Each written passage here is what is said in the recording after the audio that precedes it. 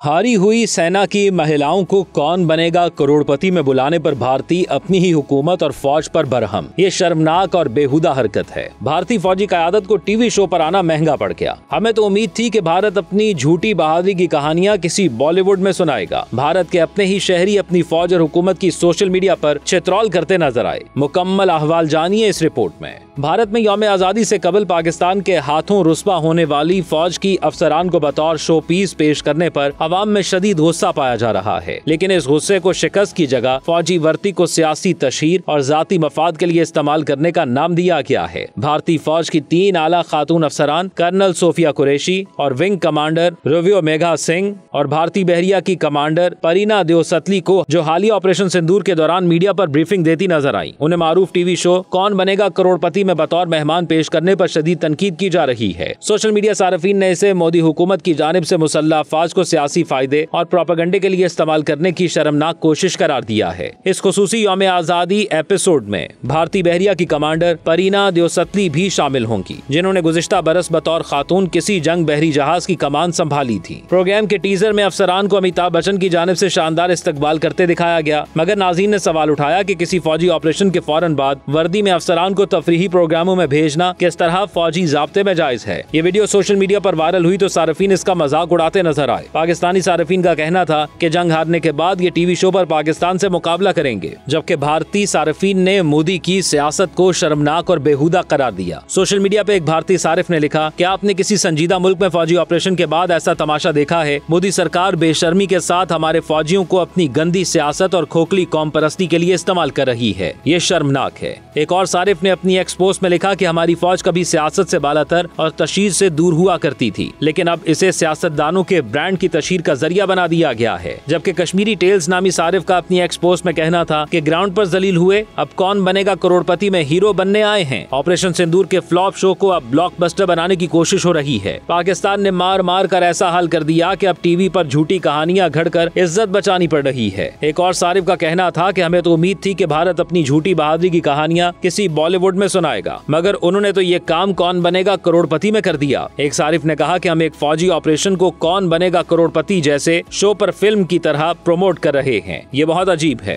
Joy नामी भारतीय social media सारिफ ने कहा कि 3 मुसल्लह अफवाज के अफसर मुकम्मल वर्दी में एक निजी तफरीही चैनल के गेम शो में शिरकत करेंगे और एक बॉलीवुड अदाकार को ये समझाएंगे कि एक फौजी ऑपरेशन क्यों तरतीब दिया गया था। कोई संजीदा मुल्क ऐसी इजाजत नहीं देता, मगर नरेंद्र मोदी की क़यादत में ये नया भारत है। डॉक्टर यादव ने लिखा कि ये हुकूमत अब तक की सबसे बेशरम हुकूमत है। इन्होंने हमारी फौज जवानों को मोदी की PR के लिए एक टीवी शो में भेजा है, जो शर्मनाक है। पाकिस्तानी सारिफ सादिया खालिद ने अपनी एक्स पोस्ट में लिखा, ऑपरेशन सिंदूर वाले बयानिए की शिकस्त का इतना खौफ कि मोदी ने अपनी तीनों अफवाज के अफसरान मुकम्मल यूनिफॉर्म में ऑपरेशन सिंदूर की झूठी बॉलीवुड स्टोरी सुनाने प्राइवेट चैनल के प्लांटेड टीवी शो पर पहुंचा दिए। एक और पाकिस्तानी सारिफ राजा आसिम ने कहा कि इंडियन आर्मी ऑफिसर्स पाकिस्तान से जंग हारने के बाद कौन बनेगा करोड़पति प्रोग्राम में शिरकत कर रहे हैं। इस टीवी प्रोग्राम में पाकिस्तान से मुकाबला करेंगे। नाज़रीन, आपको यहाँ दिलचस्प बात बताएं कि भारतीय फौज के अपने SOPs के मुताबिक वर्दी किसी सकाफती या समाजी तकरीब में नहीं पहनी जा सकती, न ही अवामी मकामात, रेस्टोरेंट्स या आम सवारी में सफर के दौरान, जब तक कमांडिंग ऑफिसर की तहरीरी इजाजत न हो। इसके बावजूद मोदी हुकूमत ने अपने सियासी शो के लिए इन कवानीन को रौंद डाला। ये पहला मौका नहीं कि भारत में फौजी वर्दी का तिजारती या सियासी इस्तेमाल सामने आया हो। हाल ही में भारतीय अदाकार मोहनलाल, जिन्हें एजाजी लेफ्टिनेंट कर्नल का रैंक दिया गया था, उन पर इल्जाम लगा कि उन्होंने अपनी वर्दी को केरला हुकूमत के इश्तिहारात में तिजारती मकासद के लिए इस्तेमाल किया। अगरचे उन्होंने इन इल्जामात की तरदीद की। भारतीय क्रिकेट टीम भी फौजी यूनिफॉर्म के थीम पर ग्लव्स और कैप्स पहनकर जेंटलमैन गेम के साथ खिलवाड़ कर चुकी है। नाज़रीन, मोदी सरकार के इक़दामात एक बार फिर जाहिर करते हैं कि भारत में फौज को गैर जानिबदार कौमी इदारा रखने के बजाय सियासी खेल और अवामी तासुर साजी का हथियार बना दिया गया है, जो किसी भी मुहज़्ज़ब मुल्क में नाकाबिले कबूल है। आपकी इस बारे में क्या राय है? कमेंट्स में जरूर बताइएगा।